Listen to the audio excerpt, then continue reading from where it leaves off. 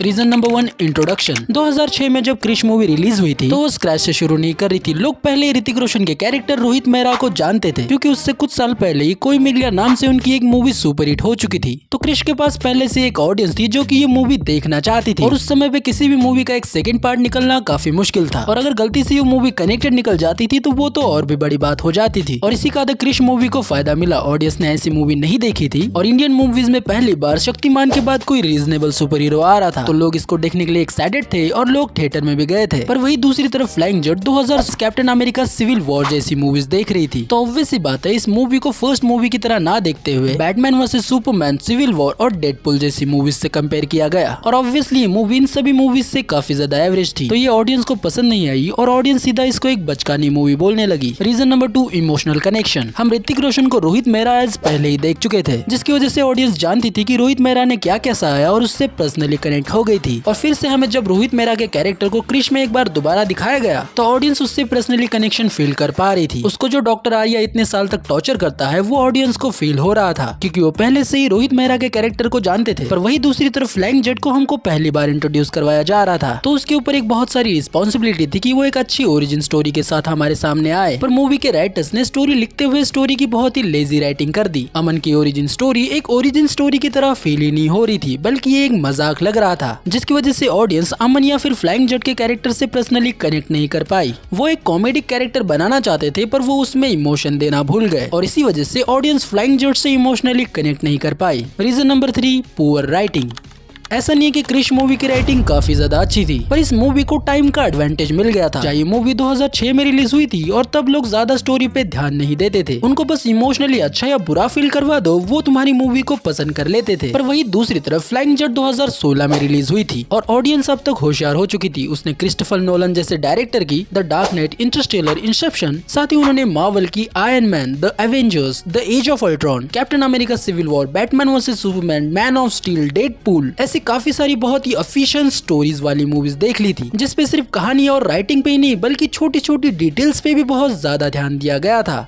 Audience smart हो गई थी और वो हर चीज के पीछे लॉजिक चाहती थी। पर तब फ्लाइंग जेट की स्क्रीन राइटर और स्टोरी राइटर ने इतना लेजी काम किया कि ऑडियंस थिएटर में बोर हो रही थी और यहाँ तक कि लोग थिएटर से उठ के जा रहे थे। रीजन नंबर 4, वीक एंटेगनिस्ट या फिर वीक विलन। क्रिश मूवी में नसरुद्दीन शाह ने डॉक्टर आर्या के कैरेक्टर को प्ले किया था जो कि एक बहुत ही बड़ा साइंटिस्ट होता है और साथ ही जेन्युइनली इंटेलिजेंट होता है। वो एक प्रॉपर विलन था, उसके मोटिवेशंस क्लियर थे, वो फ्यूचर को देखना चाहता था और डिजास्टर को होने से पहले ही रोकना चाहता था। पर वो उस पावर के लालच में करप्ट हो जाता है। उसके पास क्लियर मोटिवेशन थे कि उसको क्या करना है। वो इंटेलिजेंट था, वो थ्रेटनिंग था और वो जेन्युइनली अपने हीरो के लिए एक चैलेंज लगता था और वो लिटरली अगर डॉक्टर आर्या को नहीं रोकते तो वो दुनिया की किसी भी चीज को कंट्रोल कर सकता था और इसी वजह से वो एक एब्सोल्यूट थ्रेट फील हो रहा था। पर वही दूसरी तरफ फ्लाइंग जेट का विलन राका कोई बहुत बड़ा थ्रेट नहीं लग रहा था। वो लिटरली एक पोल्यूशन मॉन्स्टर था और बस। अब देखो मैं एनवायरमेंटल मैसेज देने के अगेंस्ट नहीं हूँ पर ये एक सुपर हीरो मूवी थी और इसमें एक पावरफुल विलन और उसके इंटेंशंस का क्लियर होना जरूरी था। जैसे कि क्रिश मूवी में डॉक्टर आर्या के इंटेंशंस क्लियर थे, वही राका के पास कोई पर्सनैलिटी नहीं थी, कोई रियल मोटिवेशन नहीं था, बस वो चीजों को डिस्ट्रॉय कर रहा था बिना किसी मोटिवेशन के। वो बस एक सीजीआई मॉन्स्टर था और वो प्रैक्टिकली मेमोरेबल नहीं था, यानी कि थिएटर से निकलने के बाद ऑडियंस ने इसको याद नहीं रखा क्योंकि इसके पास कोई क्लियर मोटिवेशंस नहीं थे और ये लोगों के दिमाग में एज ए विलन के तौर पे अपनी जगह नहीं बना पाया। जो कि अगेन मैं इसका पूरा दोष इस मूवीज के स्क्रीन प्ले राइटर और मूवी राइटर्स को देना चाहूंगा जो कि इसके कैरेक्टर को ठीक से लिखा नहीं और डायरेक्टर ने ठीक से रिप्रेजेंट नहीं किया।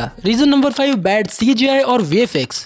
2006 में जब क्रिश मूवी आई थी तो अब तक लोगों ने बहुत सारा सीजीआई और वीएफएक्स वाली मूवीज नहीं देखी थी। तो जब फर्स्ट टाइम उन्हें क्रिश मूवी के ये वीएफएक्स देखने को मिले थे तो वो असल में शॉक हो गए थे। पर वही दूसरी तरफ फ्लाइंग जेट 2000 आपा ही थे तो उनको अपने ही बेटे को ज्यादा पैसे देने की जरूरत नहीं पड़ी और वो पैसा वो स्टोरी और वीएफएक्स पे यूज कर पाए और इसी वजह से क्रिश मूवी का वीएफएक्स अच्छा दिखता है। रीजन नंबर 6 और ये फाइनल रीजन है, एक्टिंग परफॉर्मेंस।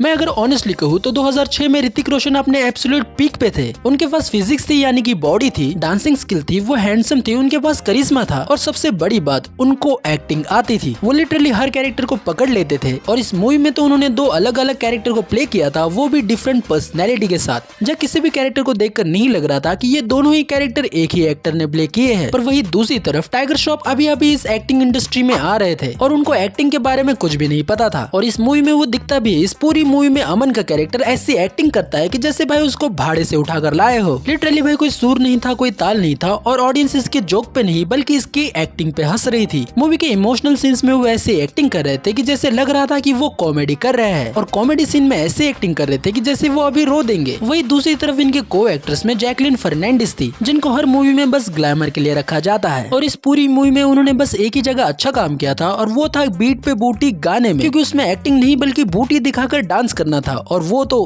खैर।